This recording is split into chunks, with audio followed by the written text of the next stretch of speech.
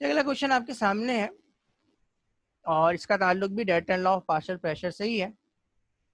लिखा हुआ है the volume of oxygen gas collected over water at 24 degree centigrade and 762 millimeter pressure is 128 ml.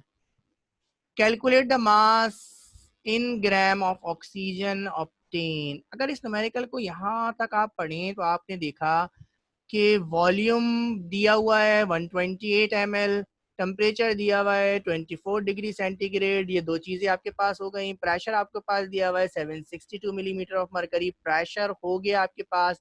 चौथी चीज़ उसने मास निकालने के लिए दे दिया, और मैंने क्या बताया था कि जब ये न्यूमेरिकल चार स्टेट के दरमियान हो तो ये इक्वेशन ऑफ स्टेट का न्यूमेरिकल होता है। तो इसका मतलब ये है कि इसमें इक्वेशन ऑफ स्टेट तो लाजमी लगनी है, लेकिन क्योंकि ये कहा गया है जी कि gas is collected over water, तो इसका मतलब ये है कि जो गैस आप कलेक्ट करेंगे ये ड्राई नहीं बल्कि वेट होगी। तो सबसे पहले आपने इसमें से ड्राई गैस का प्रेशर मालूम करना है और उसके बाद इक्वेशन ऑफ स्टेट लगानी है। और जब भी आपसे कहा जाएगा कि gas is collected over water, तो जो आखिरी इंफॉर्मेशन आपके पास न्यूमेरिकल के अंदर होगी वो वाटर वेपर के बारे में होगी, उसी टेम्परेचर पे कि जिस टेम्परेचर पे गैस को कलेक्ट किया जाएगा। इसी टेम्परेचर पे गैस को कलेक्ट किया गया 24 डिग्री सेंटीग्रेड पे, तो वाटर का वेपर प्रेशर 24 डिग्री सेंटीग्रेड पे क्या होता है, 22 होता है। देखते हैं ये न्यूमेरिकल कैसे सॉल्व होगा। जो फॉर्मूले इसके अंदर लगेंगे तो ये तो लगेगा Dalton's law of partial pressure का फार्मूला, और उसके बाद जो दूसरा फार्मूला लगेगा वो कौन सा लगेगा, इक्वेशन ऑफ स्टेट का फार्मूला लगेगा। देखते हैं ये न्यूमेरिकल कैसे सॉल्व होगा। इस न्यूमेरिकल का डेटा बनाने जा रहे हैं।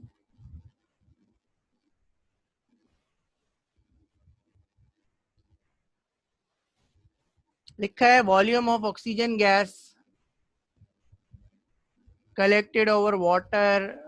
अब यहाँ बीच में उसने टेम्परेचर दिया, उसके बाद क्यों हमने पहचाना, डिग्री सेंटीग्रेड से टेम्परेचर को पहचाना, मिलीमीटर ऑफ मरकरी से हमने प्रेशर को पहचाना, और जैसे ही हमें वॉल्यूम का यूनिट नजर आया तो हम पहचान गए जी कि वॉल्यूम 128 ml है। तो हमने क्या लिखा जी, वॉल्यूम कितना है 128 ml। न्यूमेरिकल को आगे पढ़ा तो लिखा हुआ है एट 24 डिग्री सेंटीग्रेड, ये टेम्परेचर दिया हुआ है। तो आपने लिखा टेम्परेचर कितना है आपके पास 24 डिग्री सेंटीग्रेड। आगे आप देखें तो आपके पास क्या लिखा हुआ है जी, प्रेशर लिखा हुआ है। प्रेशर कितना है 762 मिलीमीटर। तो आपने लिखा प्रेशर है 762 मिलीमीटर।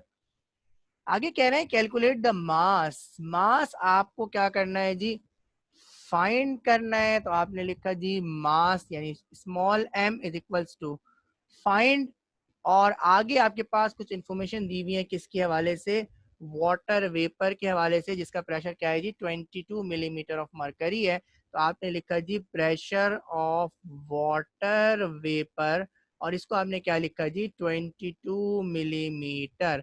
तो वाटर को देख के अगर आप ऊपर इसको वेट लिखना भूल गए थे तो अब आप इसको वेट गैस लिख दें, क्योंकि ये जो प्रेशर है ये ड्राई गैस का नहीं है बल्कि कैसी गैस का है जी, वेट गैस का है। ठीक है जी। तो न्यूमेरिकल को सॉल्व करने जा रहे हैं, और न्यूमेरिकल को सॉल्व करने के लिए अब आपने क्या देखना है जी कि इसमें फार्मूला कौन सा लिखना है। इस पे फार्मूला लगना है किसका, इक्वेशन ऑफ स्टेट का। और इक्वेशन ऑफ स्टेट का जब फार्मूला लगना है तो वॉल्यूम की यूनिट क्या होनी चाहिए। अच्छा, सबसे पहली चीज तो कि हमें आर की जरूरत पड़ेगी, और आर की वैल्यू क्या है जी 0.0821 एटमॉस्फेयर डेसीमीटर क्यूब। क्योंकि यहाँ पे लीटर सिस्टम दिया हुआ है तो मैं उसको लीटर लिख देता हूँ। और आप इस बात का ख्याल रखिएगा कि डेसीमीटर क्यूब और लीटर ये बिल्कुल बराबर है। ठीक है जी। तो एटमॉस्फेयर लीटर पर केल्विन इनटू मोल। अब मुझे अपनी यूनिट्स को कन्वर्ट करना पड़ेगा। तो वॉल्यूम किस में होना चाहिए, वॉल्यूम होना चाहिए लीटर के अंदर। मैंने क्या किया, इसको 1000 से डिवाइड करवा दिया, जवाब आ रहा है 0.128 लीटर। टेम्परेचर पे तो कॉम्प्रोमाइज है ही नहीं, तो आपको इसे कन्वर्ट करना पड़ेगा केल्विन के अंदर। 273 इसके अंदर ऐड किया और ये जवाब बन रहा है 297 केल्विन। प्रेशर को मैं अभी कन्वर्ट नहीं कर रहा, क्योंकि अगर मैं इस प्रेशर को कन्वर्ट करूंगा तो मुझे इस प्रेशर को भी कन्वर्ट करना पड़ेगा। तो जब मैं ड्राई गैस का प्रेशर निकाल लूंगा तो उसे फिर मैं एक ही साथ कन्वर्ट कर दूंगा।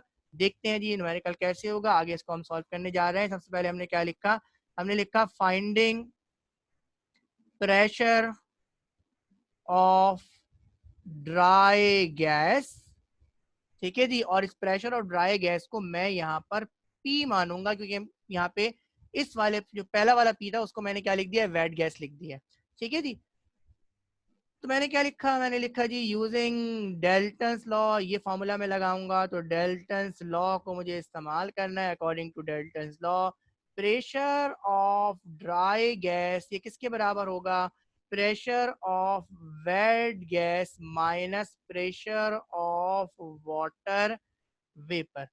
तो वेट गैस का प्रेशर कितना दिया हुआ है 762 और वाटर वेपर का प्रेशर कितना है 22, तो जवाब कितना आ जाएगा 740 टॉर आ गया। और क्योंकि मुझे इक्वेशन ऑफ स्टेट लगानी है तो मुझे इसको किस में कन्वर्ट करना पड़ेगा, एटीएम में कन्वर्ट करना पड़ेगा। मैंने इसको 760 से डिवाइड कर दिया तो मेरे पास जो जवाब आ रहा है वो जवाब आ रहा है 0.974 एटमॉस्फेयर।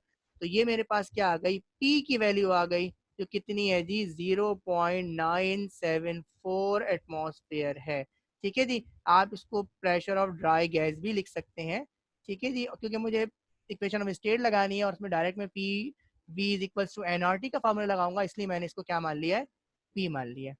अब जब मेरे पास पी आ गया तो मैं क्या कर सकता हूँ, इक्वेशन ऑफ स्टेट लगा सकता हूँ। इक्वेशन ऑफ स्टेट लगाने जाए तो मुझे P V is equal to N R T equation of state है।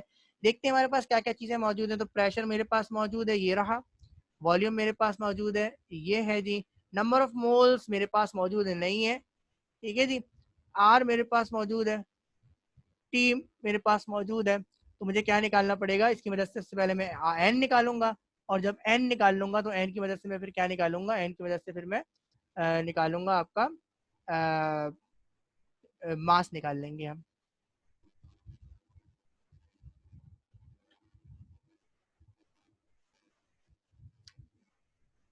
अच्छा जी, तो अब निकालने जा रहे हैं फाइंडिंग नंबर ऑफ मोल्स। और यहाँ मैंने क्या इस्तेमाल किया, यहाँ मैंने इस्तेमाल किया यूजिंग इक्वेशन ऑफ स्टेट। और इक्वेशन ऑफ स्टेट क्या है जी, P V is equals to N R T.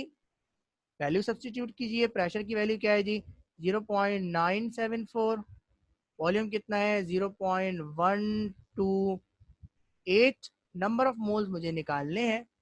Are की वैल्यू क्या है 0.0821, टेम्परेचर कितना दिया हुआ है 297। तो यहाँ से आप एन की वैल्यू निकालिए और मेरे पास जो एन की वैल्यू आ रही है वो आ रही है 0.0051 मोल्स। यहाँ से मैंने मोल्स की वैल्यू निकाल ली। अब जब मैंने मोल्स की वैल्यू निकाल ली तो अब मैं क्या कर सकता हूँ, अब मैं इस न्यूमेरिकल को आगे लेके चलूंगा। अब मुझे क्या निकालना है, अब इस सवाल के असल पे आ जाते हैं। मुझे क्या निकालना है, मास निकालना है। मैंने लिखा जी फाइंडिंग मास। और मास किस गैस का निकालना है, क्योंकि जब हमें मास निकालना है तो हमें इसकी मॉलिक्यूलर मास की जरूरत पड़ेगी। तो मास किस गैस का निकालना है, ऑक्सीजन का निकालना है। तो हमने लिखा फाइंडिंग मास ऑफ ऑक्सीजन। और मैं जानता हूँ कि मोल्स किसके बराबर होते हैं, ये बराबर होते हैं मास अपॉन मॉलिक्यूलर मास के। वैल्यूज पुट कर दीजिए। मोल्स की वैल्यू कितनी है जी 0.0051 और मास मुझे निकालना है। और मॉलिक्यूलर मास ऑक्सीजन कितना होता है 32। तो इसके ज़रिए से जो मेरे पास मास आ रहा है वो आ रहा है 0.164 ग्राम।